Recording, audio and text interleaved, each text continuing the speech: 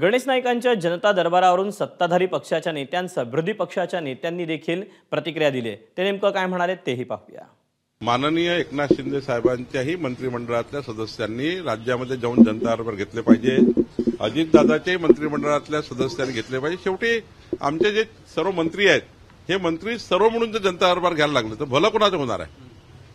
भलं जनतेचंच होईल ना। त्यामुळे सर्वांनाच ही मुभा आहे।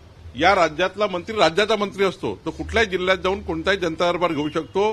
कुठल्याही जिल्ह्यात जाऊन आपला मंत्रिपदाचा जो कारभार दिला आहे तसं मला महसूल मंत्री आहे, तुम्ही महसूल मंत्री म्हणून कुठल्याही राज्यामध्ये कुठल्याही जिल्ह्यात जाऊ शकतो। त्यामुळे कुणाला ना नाहीये, कुणालाही कुठे जाता येईल। मी 2.5 वर्ष त्या जिल्ह्याचा पालकमंत्री म्हणून काम बघितलेलं आहे।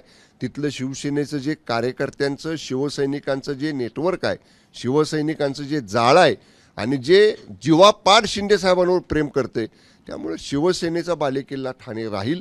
जसं शिंदे साहेब शिवसेना वाढवण्यासाठी काम करतायत तसं जरूर भाजपचे नेते म्हणून गणेश नाईक साहेब त्यांच्या पक्षाचं वाढवायचं काम जर करत असतील तर तो निश्चितपणे त्यांच्या पक्षाचा भाग आहे, ते करू शकतात। राजकीय दृष्ट्या ते आज गणेश नाईक कोणत्या पक्षात आहेत हे विषय सोडा, पण गणेश नाईक हे एकनाथ शिंदे ना नक्कीच सिनियर आहेत, वरिष्ठ आहेत।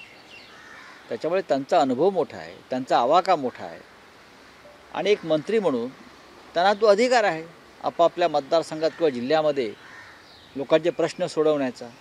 त्याच्यामध्ये मला काही चुकीचं असं वाटत नाही। एकनाथ शिंदेने फिरावं, नवी मुंबईत जावं, तेही मंत्री आहेत, तिथे महानगरपालिका आहे। एबीपी माझा, उघडा डोळे बघा नीट।